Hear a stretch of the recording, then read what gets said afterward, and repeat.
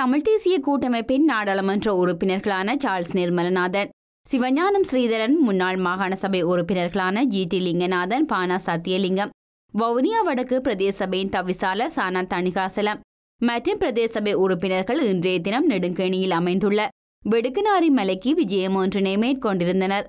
காலை 7 மணிக்கு குறித்த பகுதியை சென்றடைந்த இவர்கள் ஆதிலிங்கேஸ்வரர் ஆலய பூசகர் மற்றும் நிர்வாகத்தினரிடம் ஆலயத்தின் வரலாறு, அங்கு காணப்படுகின்ற தமிழ் பிராமிய எழுத்துக்கள் தொடர்பாகவும் தொல்பொருள் திணைக்களத்தினால் ஏற்படுத்தப்படும் இடையூறுகள் தொடர்பாகவும் கேட்டறிந்து கொண்டனர். குறித்த மலையையும் அங்குள்ள இந்து மத வழிபாட்டு இடங்களையும் இவர்கள் பார்வையிட்டதுடன் மலையின் உச்சியில் அமைந்துள்ள ஆதிலிங்கேஸ்வரர் ஆலயத்தில் வழிபாட்டிலும் ஈடுபட்டனர்.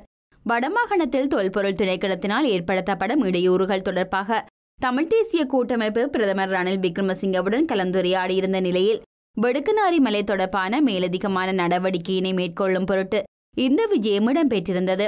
இந்த நிலையில் வெடுக்குநாரி மலையில் தொன்று தொட்டு தமிழர்களே வழிபாட்டில் ஈடுபட்டார்கள் என்பதை நிரூபிக்கும் வகையில் அறிக்கை ஒன்றினை தயாரித்து அரசாங்கத்திற்கு வழங்க உள்ளதாக தமிழ் தேசிய கூட்டமைப்பின் நாடாளுமன்ற உறுப்பினர் சார்ல்ஸ் நிர்மலநாதன் தெரிவித்துள்ளார்.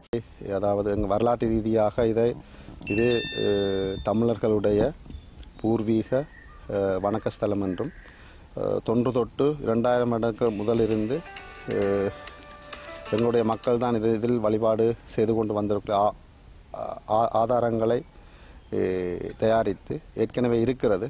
அதை தயாரித்ததன் பின்பு ஒரு கலந்துரையாடலில் அரசாங்கத்துடன் ஈடுபடுவதற்கு தீர்மானித்திருக்கிறோம். அரசாங்கத்திற்கு தமிழ் தேசிய கூட்டமைப்பு வழங்கும் ஆதரவுகளை அடிப்படையாக கொண்டு மக்களுக்கு எதிராக ஆக்கிரமிப்புகளை மேற்கொள்ள அனுமதிக்கப் போவதில்லை என தமிழ் தேசிய கூட்டமைப்பின் நாடாளுமன்ற உறுப்பினர் சிவஞானம் ஸ்ரீதரன் சூளுரைத்துள்ளார். வெறுமனே அரசாங்கம் எங்களை பலகீனப்படுத்தி பார்க்கின்ற நல்லெண்ணம் அல்ல. நாங்கள் ஒரு பலகீனமான நிலையில் இதனை வழங்கவில்லை. தமிழர்கள் வாழுகின்ற வடக்கிலும் கிழக்கிலும் அவர்களுடைய பூர்வீக நிலத்திலே அவர்கள் கௌரவமாக நிரந்தரமாக நீடித்து நிலைக்கக்கூடிய ஒரு ஆட்சி முறையை அவர்களுக்கு வழங்கக்கூடிய வகையிலான ஒரு அரசியல் தீர்வுக்காக நாங்கள் என்னென்ன விட்டுக் கொடுப்புகளை செய்ய முடியுமோ அதனை எங்கள் மக்களை இழக்காமல் அவர்களுடைய ஆணையை மீறாமல் அந்த விடயங்களை கையாளுகிறோம்.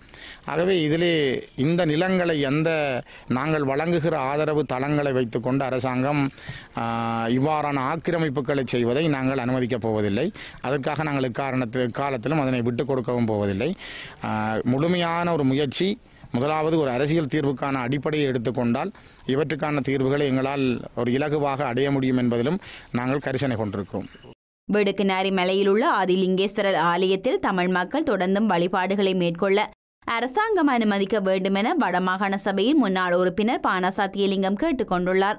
இப்போ நாங்கள் சமாதானம் நிலைபெறான சமாதானத்தை பற்றி பேசிக்கொண்டிருக்கிற இந்த காலகட்டத்தில் இப்படியான செயற்பாடுகள் நிச்சயமாக எங்களுடைய நாட்டில் இருக்கிற பிரச்சனையை தீர்த்து ஒரு நிலைபெறான சமாதானத்தை கொண்டு வருவதற்குரிய செயற்பாடுகளுக்கு நிச்சயமாக ஒரு பங்கம் விளைவிக்கின்ற குந்தகம் விளைக்கின்ற செயற்பாடாக இருக்கும். ஆகவே இந்த பிரதேசத்தில் வாழுகின்ற தமிழ் பேசுகின்ற மக்கள் இதை தங்களுடைய தொன்று தொட்டு வாழுகின்ற வழிபடுகின்ற ஒரு வணக்கஸ்தலமாக தொடர்ந்து பராமரிப்பதற்கு இந்த அரசாங்கம் நடவடிக்கை எடுக்க வேணும்.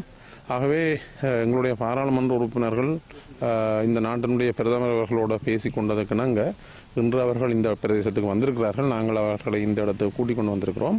ஆகவே இதை ஒரு சமாதானமாக இந்த பிரதேசத்தில் வாழுகின்ற மக்களுடைய ஒரு பிரதேசமாக பிரகடனப்படுத்தி இந்த பிரச்சனையை நீண்டு செல்வதற்கு அரசாங்கம் இடமளிக்க கூடாது என்று நாங்கள் இந்த சந்தர்ப்பத்தில் கேட்டுக்கொள்கிறோம். 2019 ஆண்டுக்கான வரவு செலவு திட்டத்திற்கு தமிழ் தேசிய கூட்டமைப்பு ஆதரவு வழங்குவதற்கு முன்னர் வெடுக்குநாரி மலையில் உள்ள ஆதிலிங்கேஸ்வரர் ஆலய பிரச்சினைக்கு தீர்வினை காண வேண்டும் என வடமாகாண சபையின் முன்னாள் உறுப்பினர் ஜி.டி. லிங்கநாதன் வலியுறுத்தியுள்ளார். நினைக்கின்ற வரவு செலவு திட்டத்துக்கு முதல்ல இதுக்குரிய அனுமதிகளை பெற்றுத்தரக்கூடிய அளவுக்கு இவர்கள் காத்திரமான ஒரு அழுத்தத்தை கொடுப்பதனூடாகத்தான் இந்த நல்லாட்சி அரசின் முகமூடியை கிழித்தெறிய முடியும் என்றது என்னுடைய அபிப்பிராயம்.